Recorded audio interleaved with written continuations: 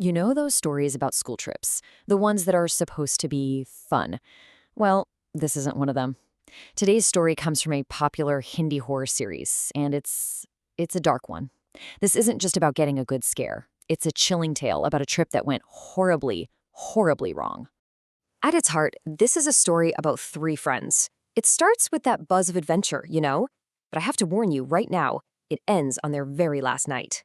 All right, so let's get into it. Our story kicks off with a plan that seemed so simple, but some journeys, like this one, were never meant to be finished. Okay, so picture this. A school bus, on its way to Shimla, breaks down in the middle of the night. They're stranded, so the teachers have no choice but to check everyone into the only hotel for miles around. A really isolated place, basically swallowed up by a thick, dark forest. And in one of the rooms, we have our three friends, Ayush, Aman, and Rohan, just trying to make the best of a pretty bad situation.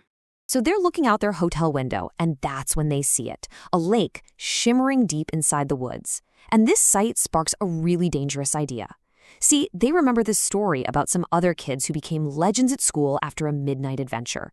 So in this moment of pure teenage ambition, a plan is born. Sneak out, snap a picture by the lake, and come back as heroes. Easy, right? But that sense of adventure, it's about to take a very, very sharp turn. This is the exact point where their excitement starts to curdle into just absolute terror. At first, everything goes smoothly. They wait for the guard to fall asleep, and then they just slip out into the night. But that lake, which looked so close from the window, it was an illusion. An hour of walking turns into an hour and a half, and the path just seems to stretch on forever. And that's when the first real jolt of fear hits. They pull out their phones.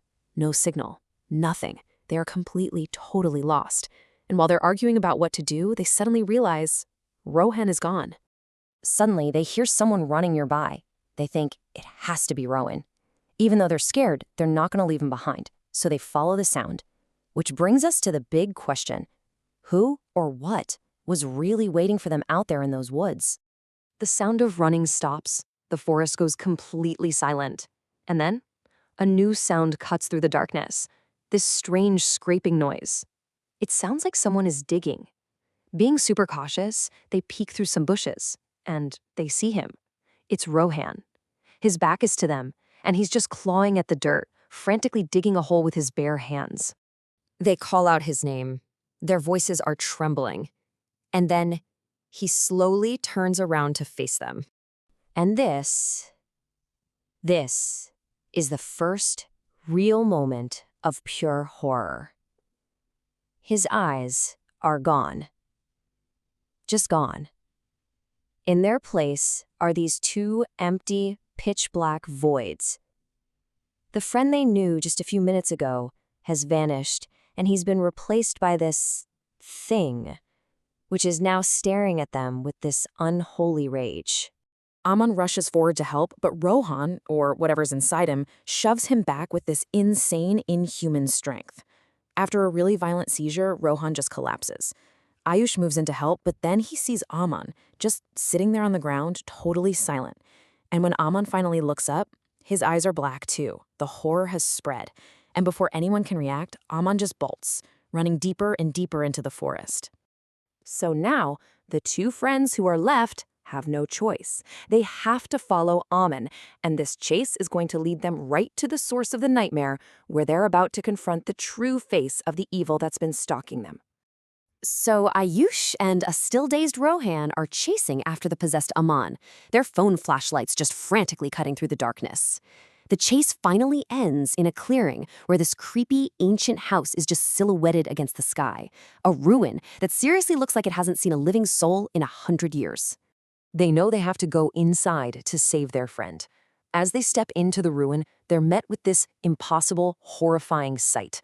Araman is just suspended in midair, totally unconscious, held up by some invisible force. And standing right in front of him is an old woman. This is it. This is the thing they've been running from. A horrifying figure with this grotesque, sagging face and wild, messy white hair. And her eyes are the exact same soulless, black pits they saw in their friends. This is the entity that owns this forest. They don't even hesitate. They just turn and run for their lives. But in this forest, There is no escape.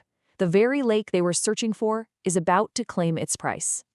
As they're scrambling for the door, they make the mistake of looking back one last time.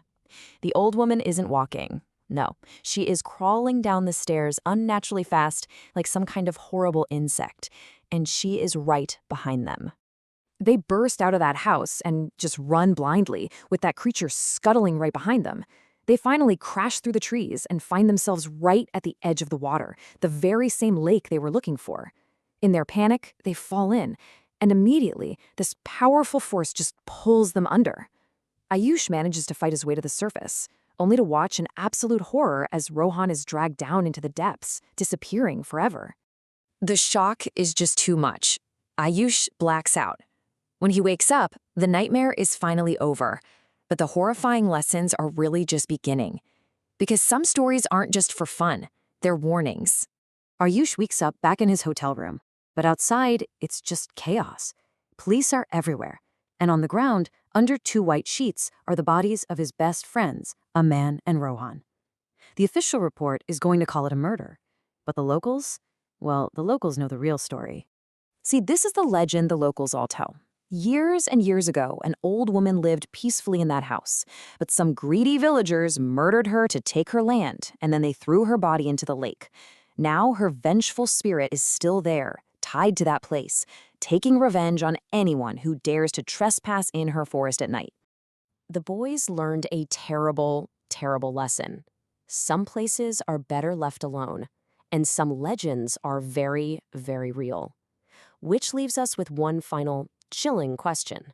Who still wanders near that lake today? Is it just the old woman, or has her vengeful spirit found some new company to keep?